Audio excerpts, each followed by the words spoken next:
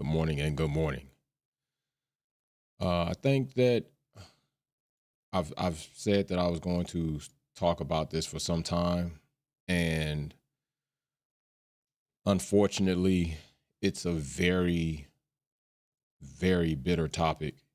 It's a very unfortunate topic, and it's a very unfortunate situation because, as I think most of us realize, that Aston Martin had a bit of a pop about 2 seasons ago. Came out, seemed very strong. What's going on, everybody in the live chat? Came out, seemed very strong. Seemed as if possibly we're going to start really rivaling for the Constructors' Championship, but not really so much. You know, Alonso was doing, I would say Alonso within the situation was doing a phenomenal job. What's up, Jess Sean? I see you. And during this time of Alonso doing a phenomenal job, there was somebody on the other side of the garage as a teammate was not doing such a great job. And that person would be indeed, appreciate all the love in the live chat, y'all. Y'all are absolutely awesome. Appreciate all that love, man. It really makes a difference. It was unbelievably a horrific performance. And I think many of us feel that if any other driver aside from Lance Stroll had performed in such a way for his team that likely that driver would not have a job anymore. I think many of us feel this way. And I think if you feel that way, you're absolutely correct. Appreciate the love in the live chat. And it's for a good reason. Because Lance Stroll, although in some comparisons, in some places, and maybe even some rooms, could be deemed a good driver. If Lance Stroll, the Leon son, says, "How are you feeling, bro?" And I'm, "Hey, brother, man, definitely improve." I have my moments. I have my spots. And when I do have a spot where I feel kind of normal, I try to come on here as fast as I can before things get bad, because it happens more frequently than not throughout the day. So I'm trying my best to make the most out of the good moments and doing my best to push through the bad moments of the day. Still very trying, still very challenging, and still very frustrating for sure. But trying to do some things that you absolutely enjoy when you actually can do them means a lot, goes a long way. And one of the things I absolutely don't enjoy is Lance Stroll still being in Formula One. And I hate to say that I would hope for anybody's dream to end, but it's just this person's dream ending could begin the dream of somebody else who I think is deserving of an opportunity. And what we're going to look, we're just going to take a look right here at Lance Stroll, okay? Let's take a look right here at Lance Stroll. Lance Stroll has not been even a top 10 driver besides one time in all of his seasons in Formula One. 12, 18, 15, 11, 13, 15, 10, and 13. Now, mind you, while his best season, his best driver's championship standing position was in 2023, mind you, Alonso was in the top 5. Alonso was in the top 5 when Lance had his best season. So old Alonso, damn 40 years old, managed to get you in the top 5 with the same car, while Lance Stroll, the nepotism baby of Lawrence Stroll, was only able to muster out the 10th position, which is the best. So that tells you this was the best opportunity Lance Stroll has been awarded to show us how good he could be, and he still got skunked by his teammate in such a way. And he's been there. He's been there. Mind you, his 15th and his 13th finish, Alonso still finished out in the top 10 at 9.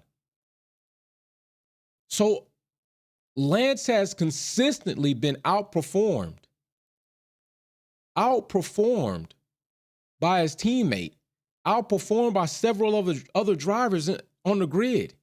Why does he still have this seat while we sit and watch Felipe in the background as a reserve driver and an F2 champion. Mind you, Lance Stroll hasn't won a championship since F3. Not even F2, F3. That was like 2016 or something like that. 2016, 2015, I think, F3 champion. That 2022 is when Felipe won the F2 championship. Why is he not in the car?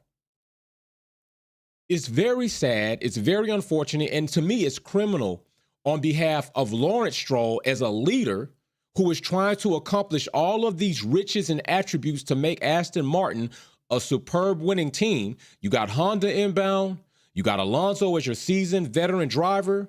You got Adrian Newey as your engineer, supposed to put you together a phenomenal car. And you're willing to have all of this, yet keep an albatross around your neck in Lance Stroll. That is crazy. At some point in time, the relationship has to be put aside and the team has to be put first if we're talking about making a Formula One team perform at its best. If we're talking about making the history books of Aston Martin becoming a world constructors champion, let's not even talk about drivers championship right now. Let's talk about you as a constructors champion. And if I was sitting back as a board member and I was looking at this, I would say that Lance Stroll, you are not doing the ultimate best you can in order for us to be champions. Much like Jerry Jones. Got all this money, cap space, says we're going to be aggressive, and then does nothing in the postseason, does nothing in free agency. All these other teams making moves in free agencies, going to the Super Bowl, winning the Super Bowl, making it deep into the playoffs. Here it is, Jerry Jones owning the richest sports franchise in the world, no matter what sport you go into. And this man fails to make the decisions needed to take the Cowboys to the Super Bowl. This is what Lance Stroll is becoming in Formula One. You're becoming the big head honcho with all the money, with all the cachet, but without the balls to make the decisions that need to be made. Lance, you got to sit down. But now I'm starting to wonder if maybe, and then let's take a look at something else. Let's just take a look at something else, okay? Let's look right here at Lance Stroll right here. 169 involvements, 106 Grand Prix. All right. He's been in 9 seasons, 3 constructors. This man has 1 pole position to his name. 1 pole position to his name. He's got 3 podiums in his entire career. These stats are absolutely embarrassing. Those are absolutely embarrassing stats. Who on the grid is carrying these stats year in and year out, and they haven't changed teams yet? They haven't been let go yet. They haven't been shifted to a reserve driver yet. Either you've changed teams, either you went from a top team to a mid team to the bottom team before you see your way out the door, or you're a reserve driver. Let's just keep it real. This is not something that we should be seeing, but good thing for Felipe. I'm guessing. I don't know how this is going to work for Felipe. I do not know. But I am wondering, is Felipe going to get an opportunity with Cadillac when they come into Formula One? He's been doing work with Cadillac in Le Mans, the Rolex, IMSA, Whelen. He's been driving Cadillac cars. You see he's got the Cadillac hat on. Is there a relationship that's being formed there? And is there something contractual that will allow for an opportunity for Felipe to be one of Cadillac's drivers? Because I'm going to tell you right now, with what we have heard and what's been speculated as Sergio and Danny Ricciardo, I'm out on Danny Rick. Sergio Perez, I'm cool with that. If you're telling me Perez and Felipe Drugovich are going to be the 2 drivers for Cadillac, I'm okay with that. Of course, I would like an American driver to be on there, but Logan Sargent has probably left a bad taste in a lot of people's mouths when it comes to American drivers. And I understand, but I still would like that. But if you tell me Felipe and Perez, Checo, Perez are going to be the drivers for Cadillac coming in, I'm okay with that. I'm willing to let that play out and see what's going to happen. I'm willing to see what's going to happen. Just keeping it a buck. I'm willing to see what's going to happen. So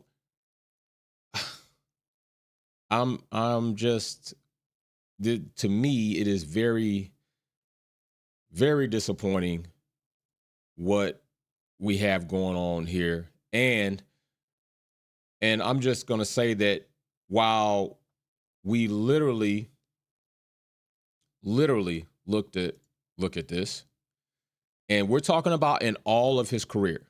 Okay, we just looked at Lance Stroll in all of his career, correct? We looked at this and we said, okay, Lance Stroll in all of his career, right? All of his career, 9 seasons. He's been in 9 seasons, right here, 9 seasons. This is what he has accomplished in 9 years of racing in Formula One. 1 pole position, 3 podiums, 29 retirements. Look at this driver right here. Look at this. 3 seasons, 1/3 of the time that Lance Stroll has been in Formula One, and this driver has achieved 2 wins, 3 fastest laps, and 10 podiums. Do you know who this driver is? This is Lance Stroll. Do you know who this driver is? Only been in 3 seasons. I'll tell you who it is. Oscar Piastri. Oscar Piastri. That is wild. 2 seasons of active racing, might I add. 2 seasons of active racing. That is wild, crazy talk. And let's not act as if you want to say, okay, well, Jay, Oscar, McLaren, they came. Okay, it's almost a very similar comparison. McLaren started off slow, not so great. Next season, they popped and they won. Let's not act like Aston Martin didn't have some pop. Let's not do that. Let's not act like Aston Martin at no point in time had some pop, because we was looking at Aston Martin like we were looking at McLaren for a short time about them rivaling Red Bull. Let's keep that in mind.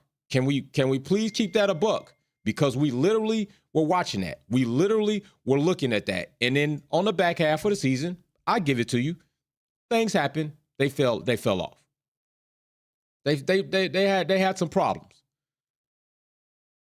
But let's not act like Alonso. Let's not act like Alonso didn't show us what that car was capable of. Let's not do that. Because Alonso clearly showed us that the Aston Martin was capable of more. Fully capable of more. And how did he show us that? Because Alonso in 2023 got 3rd in Bahrain. He got 3rd in Saudi. He got 3rd in Australia. He got podium 3rd in Miami. He got 2nd place in Monaco. He got 2nd place in Canada. He then turned around and got 2nd place in the Netherlands. And then turned around still on the back half of the season where Aston Martin was being outperformed. He collected another podium in Sao Paulo in Brazil. Lance Stroll did none of that while having a car that was clearly capable of making podiums in a season. He did not. What did Lance Stroll do while Alonso was doing all that? Lance Stroll didn't get one damn podium. Lance Stroll didn't get one podium. While Alonso got 8 podiums, Lance Stroll didn't get not one single podium. That is bad. K5, what's going on? White Iverson says the 2nd win, all of top drivers, DNF, lucky W. The 2nd win, all of the top drivers, DNF, lucky W. For who? For who, White Iverson? What are you talking about right there? What are you talking about right there? So let's clearly try to understand that Lance Stroll shouldn't be at least the number 2 driver. Mary Beanie, what's going on the live chat? I see you, Mary Beanie. Just Sean, White Iverson. He definitely shouldn't be number 2 driver. Oh, Lance sent right. Yeah, understood on that. He definitely shouldn't be. And Felipe has earned F2 champion. I think we all should. A lot of us feel as Felipe's ceiling is undiscovered, and we already know what Lance Stroll is. He's a subpar driver in the sport of Formula One on an active grid. If Lance Stroll showed up to K1 Speeds or to Andretti Speed Lab or to the Road of Atlanta at a karting track, and I was there, he'd be the best driver out there. But that's not saying much. And in the way Lance Stroll drives, I feel like I really got a shot. I feel like I got a shot to beat him. That's how I look at Lance Stroll. I feel like I got a shot to beat you. Do I feel like I got a shot to beat Lewis Hamilton at a karting track? Hell no. Do I feel like I have a shot to beat Max Verstappen at a karting track? Hell no. Do I even feel like I got a shot to beat Lando at a karting track? No. Definitely not Oscar Piastri. I mean, these are the thoughts that when you think about something, you say, damn, he ain't that good. When you can look at a professional driver and say, I might could beat that dude. A couple of days, few weeks of testing, I might could get close or beat him. That's not saying good things for your driver. Felipe, no, I do not think I could beat Felipe at a karting track. I just don't. Lance, give me that opportunity. I'm going to if you want to give me 2 out of 3, I'll take that. Lance Stroll, yeah, I'll take 2 out of 3. Give me a shot. Everybody else, I know it's a clean sweep. It's a clean sweep. Felipe needs his opportunity, and I really do hope that Cadillac, I hope that there is something there while Felipe is driving for Cadillac, while he is testing and doing things and IMSA and other disciplines of the sport. I hope that there's a relationship being built there that they will be able to facilitate a deal with Aston Martin for Felipe's contract as a driver in Formula One. I think that that's possible. I think that that's highly possible, and I think it could happen. And I think it should happen because he's obviously not going to get his chance so long as Lawrence Stroll is the owner at Aston Martin, because he's always going to put the relationship before business. He's putting the relationship before the team. And if I were a mechanic, if I was any part of the Aston Martin team, I would ultimately feel as if we never really going to be good enough because this guy's always going to keep us from being good enough. And we even heard reports. Now, how true it is, it's speculated that Adrian Newey may have had some discretions about Lance Stroll still being the other driver in a car that he's about to design to try to be the best car on the grid. And I said this before Newey made his decision. Why would you want to go to a team and design a car to be the best, and you only have one driver that may have the potential to take you to that limit when you know Lance Stroll can't do it? This was one of my cons when I did pros and cons of Newey making his decision between Ferrari and Aston Martin. These were one of the things that I listed about Newey needs to consider that. This is why this may not be a good idea for you. Ta-da! So what's up, R33, Z33? So, I really am hoping the best for Felipe. I think there's something about not utilizing your skills at that level that can kind of diminish your ability. He's young enough, though, where I believe he can get in there, grab it, and get back to it. But this is criminal. This is pretty much damn criminal to me. To see such a talent being suppressed, being underutilized, being held back, being unable to be promoted. They don't even really want to run him in free practices sometimes to even give themselves the opportunity in case Lance feels sick and doesn't want to show up to work. This is criminal to me. I think that most of us thought when Felipe signed this deal with Aston, this was going to be our number 2 guy. Like, finally, Lawrence Stroll has decided to get a real talent in the other seat, got Alonso. This is what's going to be popping. No. I'm not even sure that this just wasn't a poaching move to keep him from other teams just in case he ever thought about doing it. And that's still criminal. That's selfish, and it is a strategic move, if you're doing something. But Aston Martin's not even in a position to really be playing those type of games. You're not a top-running team.